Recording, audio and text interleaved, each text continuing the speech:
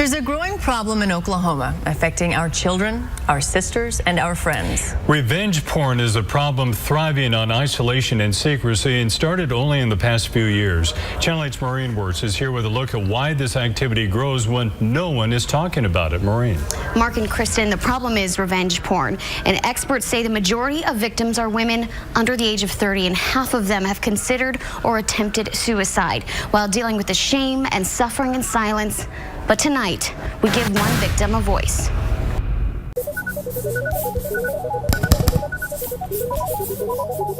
I found a community of women who this is happening to as well. When we jump on the internet, surf Facebook, retweet, and Instagram, we carve out our social media trail, seeing what and who we can find. But for Heavin, instead of a funny panda clip or an Adele cover, she's looking for pictures of herself. In my bed at night, searching, trying to find more pictures, more websites, just to see where all I am. People are threatening me. From the safety of her home, Heavin shared her story with us. In front of her, a regular computer. But to Heavin, it's a gateway to something much darker. What goes through your mind is you're just it's almost blank. It's like staring at a train that's coming at you. It's like, this is still happening. This is bigger than me. I can't get away from it. I caught my girlfriend sleeping with her ex today, so I feel like the only good thing to do is give her naked pictures out on the internet. He says that it's her. These are some of the messages she gets from strangers every day. Since someone she once trusted posted naked photos of her online. People are telling you, send them more pictures or else. Now it's people she doesn't know who are creating folders of these photos, making sure they will never go away. I went to therapy because I was really suicidal. Heavin isn't alone. Revenge porn is becoming more common around the world. More daughters, sisters, and mothers have been victimized on more than 3,000 websites. Revenge porn is a term that includes anything from simple naked photos to sex tapes that were created with the understanding they were private and not to be shared. 26 states have made posting it against the law. Missing from that list, Oklahoma.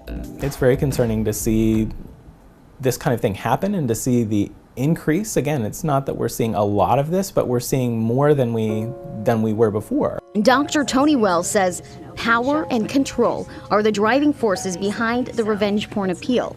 Heavin experiencing that loss of control firsthand after receiving messages from people she didn't know. If you delete your Facebook, I will send this to everybody who you know. I'll send it to your parents. I'll upload your address online. I'm gonna put you in danger. Those threats weighing on Heavin for years, until she finally broke her silence and told her parents.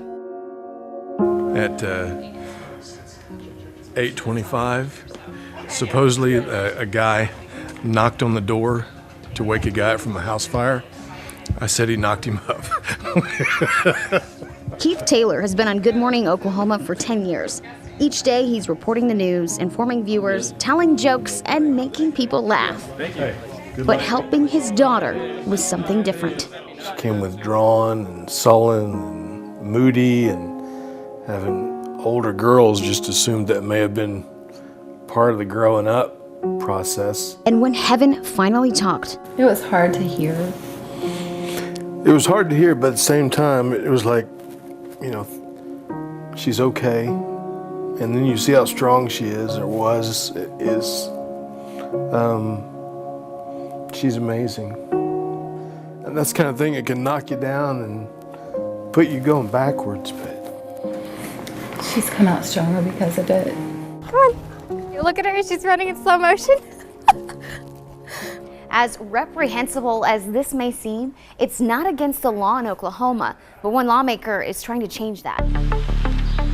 Senator David Holt is a Republican state senator from Oklahoma City, and on his desk, a bill that could change everything for people like Heavin. We do a lot of things, unfortunately, in Oklahoma, historically, to disrespect women. SB 1257 would make it a crime for people to post revenge porn. First offense, a misdemeanor.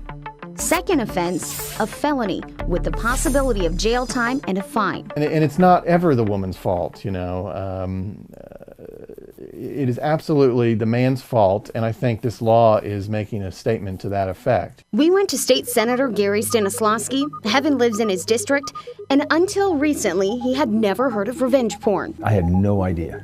Now, he says he'll be adding one important thing to the bill: his name. My first impression when I learned more about the stories that's going on, I get angry. As Heavin waits out the legislative process, she's doing one thing to help other women like her. And it starts with sending a difficult Facebook message. This is not because of me, but I feel like I should tell you, and I hate to be the bearer of bad news, and this isn't bad news, this is horrible news, but someone that you trusted betrayed your trust. She says she offers victims the tools she's used to cope and reminds them of one key word there: victim. Family members have asked me, well, why did you? Who the hell cares why I did anything? Why did he post these?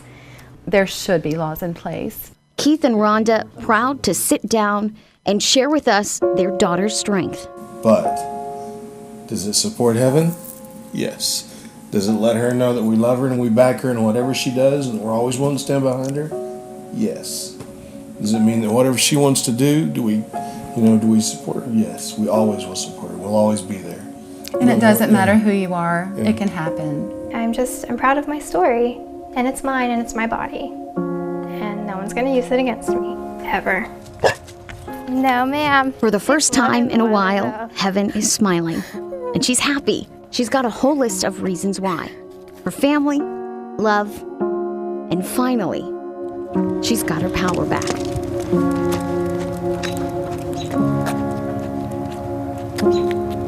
In most cases of revenge porn, the first step would be filing a takedown notice under the Digital Millennium Copyright Act. And if the websites don't take the photos down, the next step would be suing for copyright infringement. Wow. So what's next for the Senate bill that you mentioned? Kristen, right now it's in the Judiciary Committee, so it's just in the beginning stages. But what you can do to show your support is contact your representative and let them know your thoughts on the bill. Now, we've made that so easy for you all. We've got it all up on our website and all the links that you'll need. Thank you very much, and thank you to Heavin for sharing her story as well. What a story, yeah, thanks.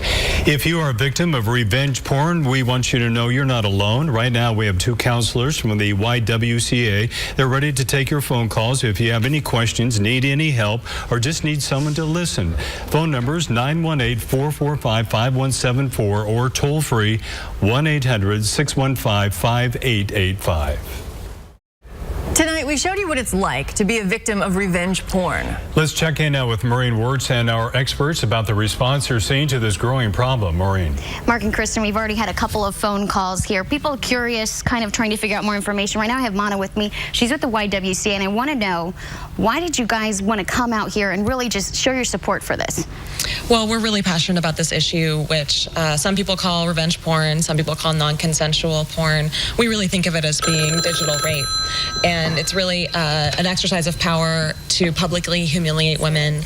And as an organization that's dedicated to empowering women, we really want to be out here to show that we support women, that we support this legislation, both Senator Holt and Senator Pittman's bills.